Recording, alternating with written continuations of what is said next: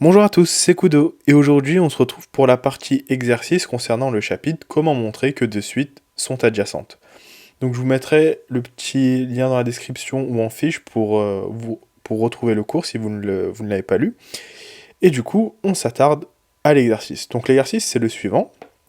Il faudra montrer que U de n et V de n sont adjacentes, avec U de n est égal à la somme pour k égale à 0 jusqu'à n de 1 sur k factoriel, et V de n défini par U de n plus 1 sur n factoriel fois n. Donc première chose que l'on va faire, on va étudier du coup le sens de variation, donc étudions le sens de variation du de n. Du de n. Donc pour savoir si U de n est croissante ou décroissante, on va faire quelque chose de très simple, on va tout simplement faire U de n plus 1 moins U de n. Donc U de n plus 1, en fait, c'est égal à la somme pour k égale à 0 jusqu'à n plus 1 de 1 sur k factoriel. Et U de n, du coup, sera moins la somme pour k égale à 0 jusqu'à n de 1 sur k factoriel. On voit tout de suite qu'en fait, la somme pour k égale à 0 jusqu'à n plus 1 de 1 sur k factoriel peut s'écrire de cette manière-là, à savoir la somme pour k égale à 0 jusqu'à n de 1 sur k factoriel, plus tout simplement 1 sur n plus 1 factoriel. Moins du coup la somme pour k égale à 0 jusqu'à n de 1 sur k factoriel. Et tout de suite, on peut voir que ces deux sommes s'annulent. Finalement, U de n plus 1 moins U de n, c'est égal à 1 sur n plus 1 factoriel. Or, n plus 1 factoriel positif, 1 est positif, donc par produit du coup, U de n plus 1 moins U de n, positif, ou encore U de n plus 1 supérieur à U de n. Donc finalement, on peut en conclure, on en conclut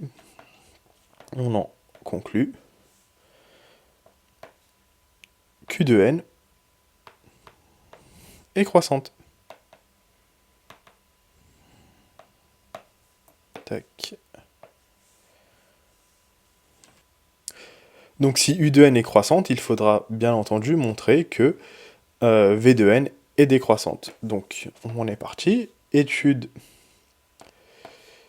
de variation de V de n. Donc on va faire sensiblement la même chose, à savoir donc V de n plus 1 moins V de n. On rappelle que V de n est défini par U de n plus 1 sur n factoriel fois n. Donc V de n plus 1 sera égal en fait à U de n plus 1 plus 1 sur n plus 1 factoriel n plus 1, moins du coup V de n, donc U de n, tac, entre parenthèses, plus 1 sur n factoriel n. Donc tout ceci va nous donner donc U de n plus 1, si je fais sauter les parenthèses, ça va nous donner U de n plus 1 moins U de n, donc on a regroupé les termes U de n plus 1 et U de n ensemble, et du coup on va se retrouver avec 1 sur n plus 1 factoriel, n fois n plus 1, moins 1 sur n factoriel fois n. Donc U de n plus 1 moins U de n, on l'a montré du coup, ceci est en fait égal à ce qu'on a montré ici, 1 sur n plus 1 factoriel, ce qui va nous donner donc 1 sur n plus 1 factoriel, excusez-moi, j'ai oublié le plus ici, tac, plus 1 sur n plus 1 factoriel fois n plus 1, moins 1 sur n factoriel n. Donc on va, dans un premier temps, mettre ces deux-là sur le même dénominateur, ça va être un peu plus simple. Ce qui va nous donner, du coup, je vais multiplier ici par n plus 1, donc ce qui va nous donner en fait n plus 1 sur n plus 1 factoriel fois n plus 1, moins, du coup, 1 sur n factoriel n.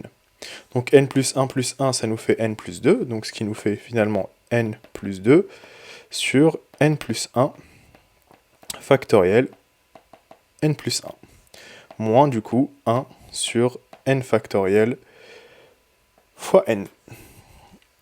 Il ne nous reste plus maintenant qu'à mettre au même dénominateur ceci et cela, donc on va tout simplement ici multiplier, alors je vais l'écrire sur le côté, tac, je vais les réécrire, donc ça va nous faire n plus 2 sur n plus 1 factoriel fois n plus 1.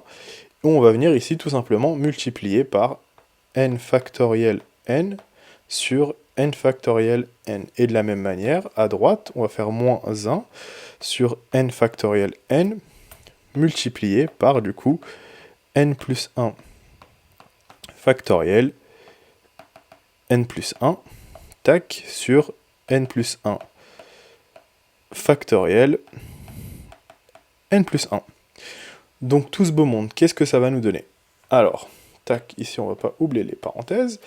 Ce qui va nous faire, du coup, si je développe, ça va nous faire n factoriel fois n au carré, plus 2n factoriel n, moins, du coup, alors si je développe ici, ça va nous faire tout simplement moins, entre parenthèses, n plus 1 factoriel fois n plus 1, le tout, du coup, sur n factoriel n fois n plus 1 factoriel fois n plus 1. Donc ici, je vais utiliser une formule qui est tout simplement, du coup, je la rappelle, je vais faire une petite patate pour ça. Tac. On a n factoriel, en fait, qui est égal à n fois n-1 factoriel. Donc dans mon cas, je vais dire en fait que n plus 1 factoriel est en fait égal à n plus 1 fois n factoriel. Donc en sachant cela, tac, je vais pouvoir dire en fait que, donc on a toujours notre n factoriel, ce qui ne bouge pas, fois n au carré, plus 2n factoriel n, moins du coup n plus 1, donc celui-ci, n plus 1 factoriel, on va le transformer en n plus 1 n factoriel, fois du coup n plus 1. Le tout, bien sûr, il ne faut pas oublier, sur n factoriel, n plus 1 factoriel, n plus 1. Donc tout ceci, je peux d'ores et déjà mettre en facteur commun. Donc le facteur commun ici, c'est n factoriel là, n factoriel et n factoriel. Donc en mettant tout ça en facteur commun, ça va nous donner n factoriel, facteur de n au carré, plus 2n, moins n plus 1 fois n plus 1, donc ce qui nous fait moins n plus 1 au carré. Tac, le tout sur n factoriel, n facteur de n plus 1 factoriel, n plus 1.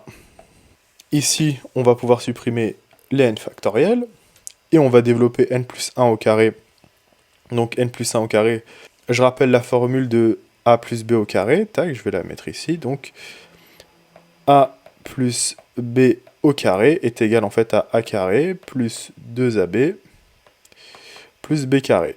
Dans notre cas, donc n plus 1 au carré, ça va tout simplement nous faire, donc si je continue à développer, donc j'ai n au carré plus 2n, moins entre parenthèses, du coup, a carré, donc ça va nous faire n au carré, plus 2ab, donc plus 2n, plus 1 au carré, ce qui nous fait 1.